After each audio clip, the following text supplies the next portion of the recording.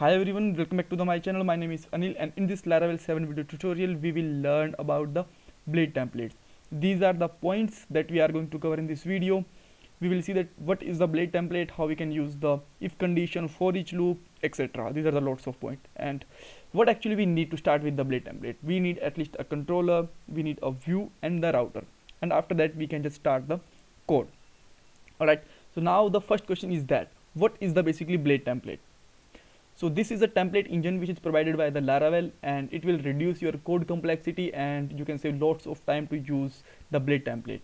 For example, you can use the @ or you can use the double curly braces to execute the PHP code in the blade template. You can also use the PHP tags if you want, but @ and the double curly brackets are the more efficient way, so that you can just write the quickly as compared to the PHP tag. Alright. Now let's make a controller, a view and the router, so that we can start with the these practical points. So let's make a controller. First of all, just write php artisan make, and here I'm just going to write here make controller, and after that controller name. So let's say my controller name is a users controller. Alright, and just hit the enter. Now you can see that our controller is ready. Now we need to make a view here, so let's make a view. For that, let's go inside the resource folder, view, and let's make a one more view. Put a name, users.blade.php file. Alright, and hit the enter. Let's put some text here or HTML tags like users view. Perfect. Now let's open the web.php. Guys, if you just want to know in the detail about the view, controller and the routing, then I already made a video for them, and the complete playlist is given in the description box. You can also check them, right? So now just make a route for it. Just write here route, and let's use get and put the users, which is the route name, and users controller, your controller name, @index, which is I'm going to make a function inside the controller. Right, so let's open the controller, and here let's make a function with the name of index. Right, and in the index, what actually we need to do, just return your view. So let's write a view here. For the view, we just need to put here view name, which is the users.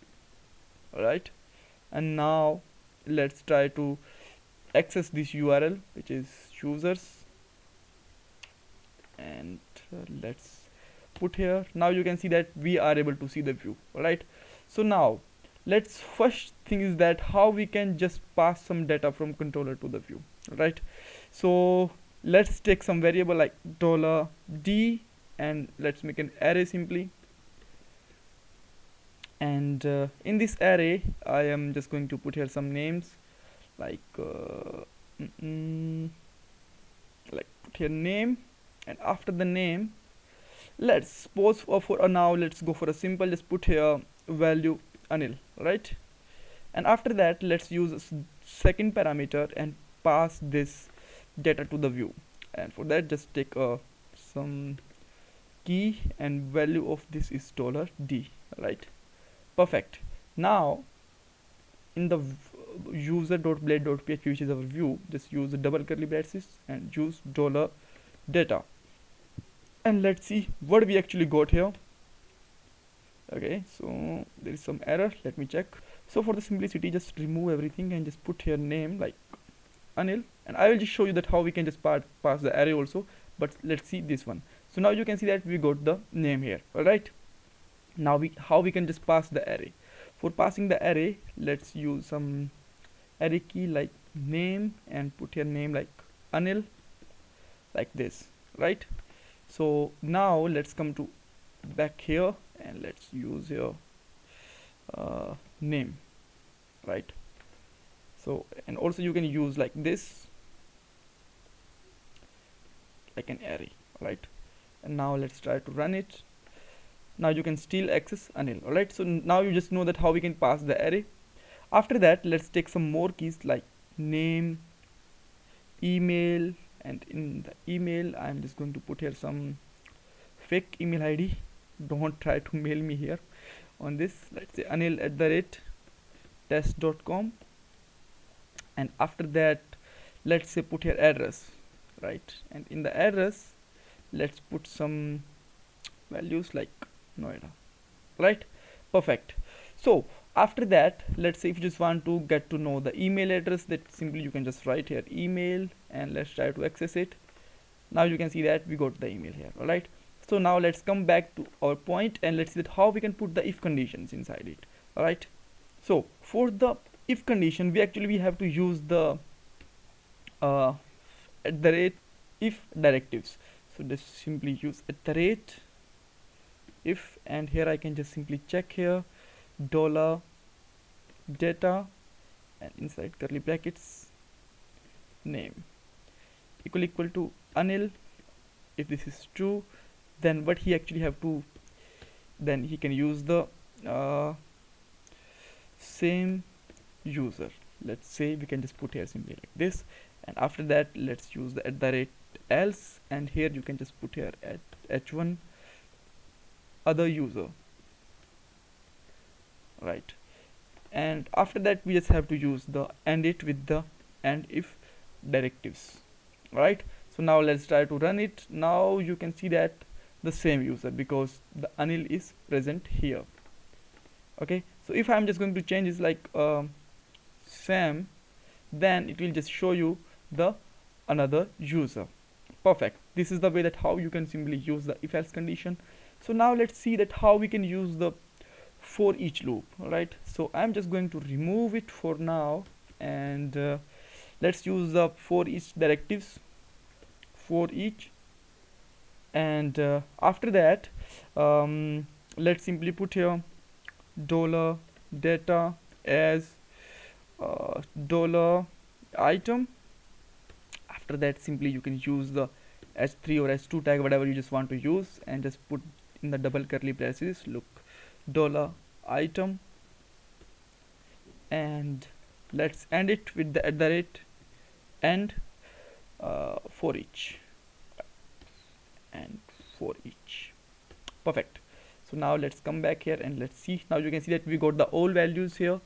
So let's say if you just want to show the keys also, then you can also use the dollar key, and then you can just simply use like this, and after that just simply use a key also here dollar key.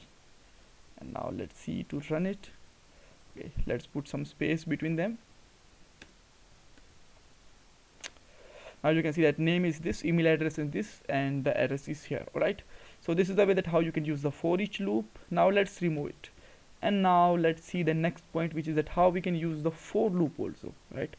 So just put here at the rate for directive, and here just start with the dollar I equal to 0. You can simply put it like this, then dollar I less than 10 like this, and dollar I plus plus, right? This is pretty much similar to the normal loop, and just use here at the rate and for. Perfect. And just write here current value is dollar I. Now let's see here now what actually you got here. Now you can see that you got a complete loop inside the blade template. After, just remove it again, and now let's come back here and let's see that how what is the CSRF token. So guys, when you just submit a form inside the Laravel, then if you do not pass the CSRF token, it will show you the 419 error, because this is the cross-site security issues. All right, so it will actually save it. So now let's see that how we can use it. So just take a simple form, and you don't need to put here action for now because we just use a dummy thing, and just use simply at the rate CSRF, right? And after that let's just try to run it. You will see there is nothing, but when you just open your console, let's open your form. Now you can see that there is an input box, and you will find here some kind of token, right? This token is required here, right? So this is the way that how we can send the CSRF token with the blade template. How we can use the put method. So for the put methods, we actually use method directives. So just simply use @ method, and here just put here simply put. Now let's try to run it again, and now you can there is some issue. Okay, so I have to use it like string. Now you can see that method is also put here. All right, this is the way that how you can use the put method. Let's come to the last point, that how we can, yeah, this is not last, this is actually second last, that how we can include the view inside another view. So I'm just going to make a view like header dot blade dot php, right? And just write here h1 tag like header view. After that, let's how we can include it. For that, let's go inside the users.blade.php, and on the top let's use the include directives. And the use include and your directives name. So let's say my directives name is header, so let's put here header and try to run it. Now you can see that we are able to get the headers. So there is a one more thing which is the help you to include your view inside another view, which is the component. All right, so first of all we need to make a component, and for the make the component, let's write a command php artisan make component, and component name, let's say profile is my component name. Hit it. This is created here, where it is created inside the component and inside the profile.blade.php. I already make a complete video on it. This is a very short definition of it and short example. For the complete video you can also check our playlist, which is given in the description box. Now let's see that how we can include it. For include it, let's use the x and your x minus header, sorry, your component name, which is profile, and let's self close it. And now you are not able to see anything because there is nothing inside here. Let's put here some data. Well, let's put h2 tag profile component, right? So this is misspell, but you can manage it for now. Right, so this is the way that how you can use the complete blade templates. If you still think there is missing something, you can ask me in the comment box. Don't forget to subscribe my channel and like this video. Bye bye, take care.